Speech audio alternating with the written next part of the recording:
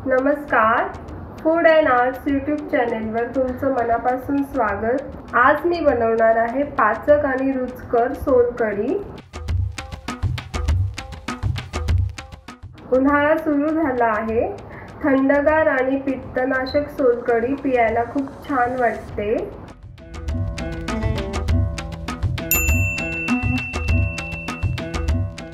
चला तर आपण सुरुवात करूया सोलकढी बनवायला। पण त्याआधी जर तुम्ही माझा चॅनल सबस्क्राइब केला नसेल तर प्लीज सबस्क्राइब करा।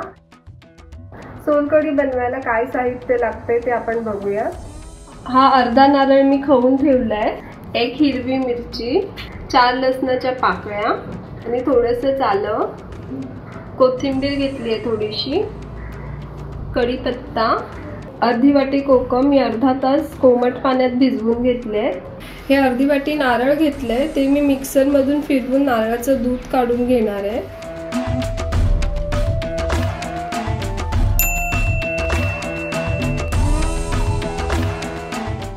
यातच मी 4 पाकळ्या लसणाच्या, एक हिरवी मिरची आणि आलं, कढीपत्त्याची पानं वाटून घेणार आहे।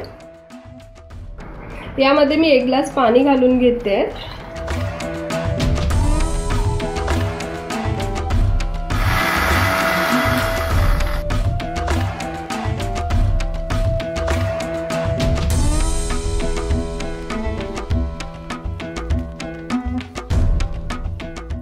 अशा प्रकारे आपल्याला नारळाचं दूध काढून घ्यायचंय।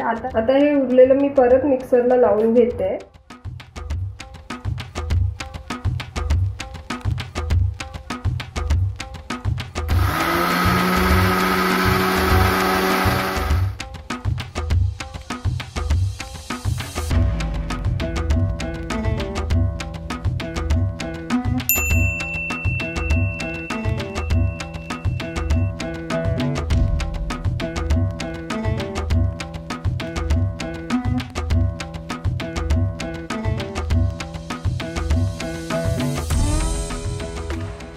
अशा प्रकारे नारळाचं पूर्ण दूध आपल्याला काढून घ्यायचंय। मी 3-4 वेळा नारळाचं चव मिक्सरला लावून घेतला आणि नारळाचा पूर्ण अर्क काढून घेतलाय। तो याप्रमाणे असा दिसला पाहिजे। आता हे कोकम मी अर्धा तास कोमट पाण्यात भिजवलेले, आता ते आपण कुस्करून घेऊया। याचं पाणी पण काढून घ्यायचंय।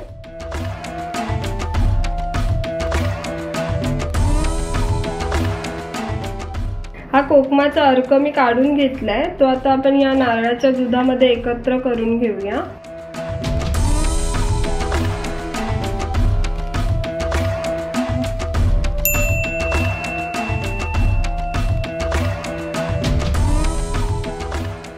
नारळाच्या पाण्यातच मी याला कुस्करून घेते।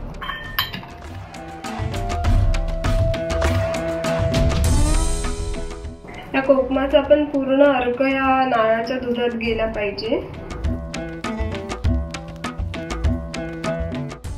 आता आपली सोलकढी तयार आहे। यात मी चवीनुसार मीठ घालून घेते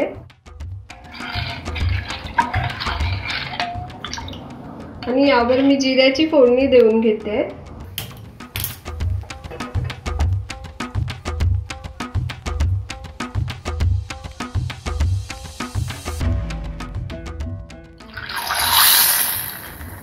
जिऱ्याची फोडणी ऑप्शनल आहे, अशी ही सोलकढी छान लागते।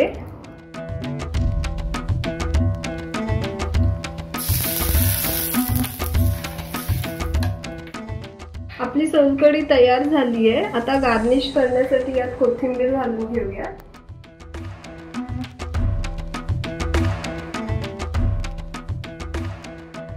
खूप छान झाली आपली सोलकढी। याला सर्व करण्याआधी थोडा वेळ फ्रीज मध्ये ठेवा, याची चव अप्रतिम लागते।